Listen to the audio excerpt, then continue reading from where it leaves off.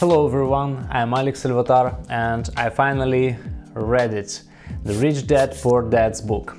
And today I'm going to tell you my point of view on this book, my review on this book, and something that I've learned, the lessons I've learned from reading it. And I think I found something interesting about that book that I wanted to share with you, because I think not everyone will understand the whole thing about that one because of the country of your living, because the law is different and it depends of your citizenship, and maybe not the whole thing you will understand totally. So that is why I decided to create this video about. And today I'm going to tell you why did I buy this book and read it, what I've learned, my point of view, my conclusions. So stay with me and please watch until the end of this video. So why did I buy this book and read it? It is funny to say, but the main reason was not because I was interested on the topic how to become rich, but because I wanted to improve my reading skills in English. I think it is the best way to improve your reading skills while reading books. So the Rich Dad Poor Dad's book was one of the books from my wish list to read, because I heard a lot about that one and about Robert Kiyosaki and his books and the cash flow games since I was a teenager.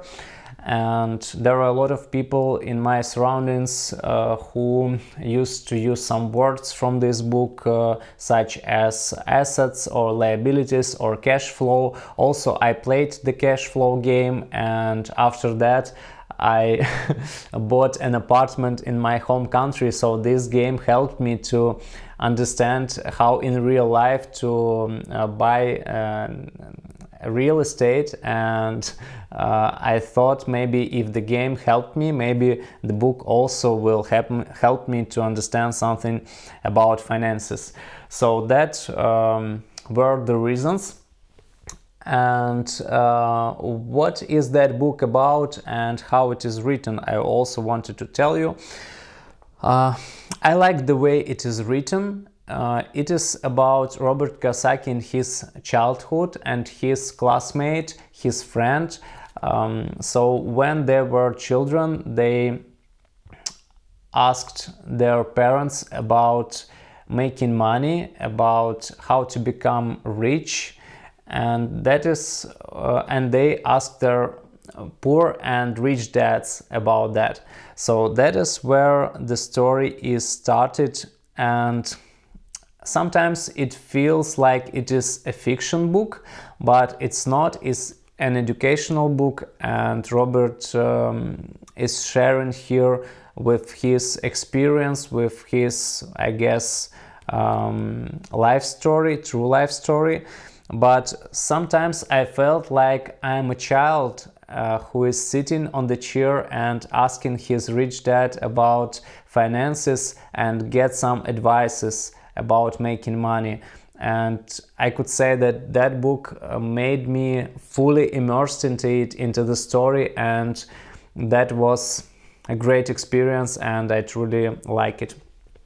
So my point of view on this book, I think that not everyone will understand the main idea, which is, I think, that rich people don't pay taxes or pay them less. And if you're living in more Eastern countries where people don't used to think about paying taxes, they don't have health insurance, they even don't pay taxes at all. We know that in such countries as Russia, Ukraine, India, maybe some South Arabian countries or African countries, people sometimes don't pay taxes because the government don't take care of them and don't think about them, and people also don't used to play by the rules, let's say. In Western countries, in European countries, in United States, The law is different, and I think that book was written for citizens from these countries, from Western countries. And if you will not think about that, you will maybe not understand the main idea about that. And because Robert told us, rich people don't pay taxes or pay them less. And you may think, am I rich? Because you're acting like a rich guy if you don't pay taxes in your home country. But maybe you don't have enough money for living, so you're not a rich guy, but you're acting like a rich one. So that makes you feel some kind of misleading, and so you should think about that while reading it.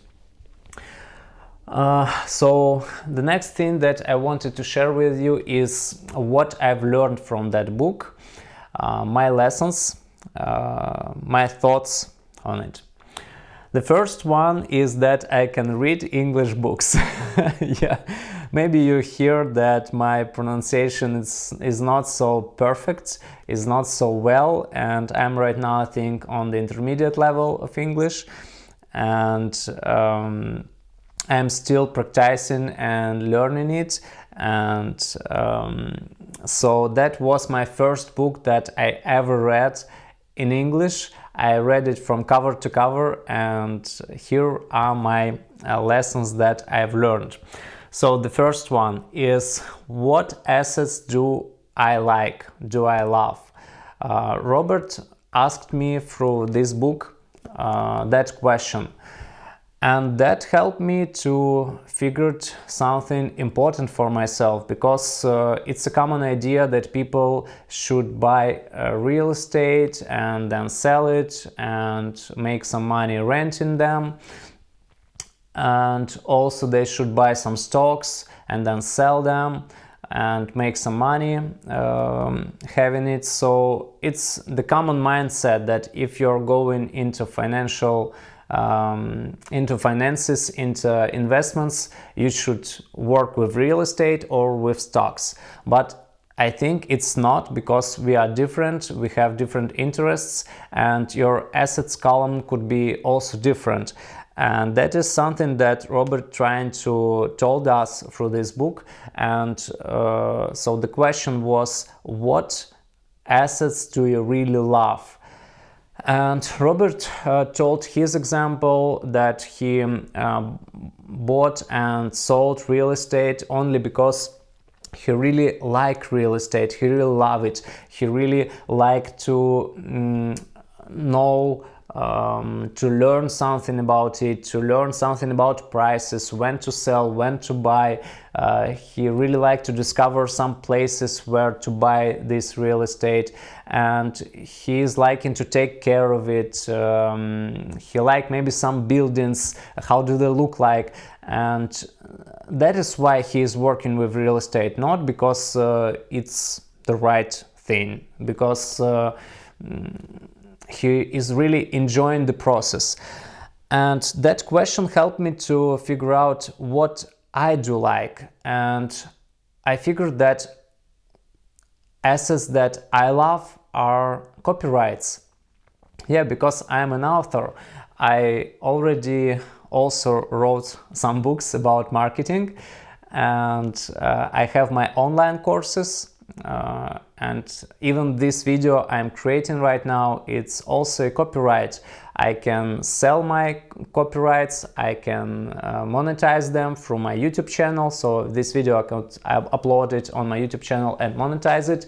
I could sell my courses, I could sell my books, sell my copyrights on my courses or on my books, so somebody else will sell it and give me some percentage from the income. So that is something I'm truly enjoying to work with, and that question helped me to figure out that my assets which I love are the copyrights. And you also can ask yourself about that, and maybe you will find out that you love something different, and that will be the right thing for you to make in investments. So the next lesson which I have learned is that the tax rate for your income from your assets is lower than the tax rate that you pay from your income from your job. So my example, and this is something that is really easy to notice and find while living here in Europe. I asked my bank manager and my tax advisor about that. I asked them two questions. First was how much will I pay if I will put my money on my deposit bank account and if I will get some income from it. And they told me that it will be around 25% from my income. And the second question was how much I need to pay if I will have some regular job and will have some regular income from my job, how much in taxes I have to pay. And they told me that it depends on your income and it will be middle range between 20 to 40%. And plus you also need to pay for your health insurance. So at the end it will be for you to pay more from your regular income. So, and that's something that feels strange, because when you put a lot of effort to find your job, to make your job done, and you get your salary and you need to pay more in taxes rather than to put some money on the deposit and you will pay less. So that is something different, but something strange to notice, but I found that out, and that is really important to know, I think so. So the next thing, next lesson I've learned is that you always have ability to optimize your tax rate. If you're interested in taxes, if you want to learn the rules, you will always find the right way how to pay less in taxes and to make the money to stay with you, not to put them out of your pocket.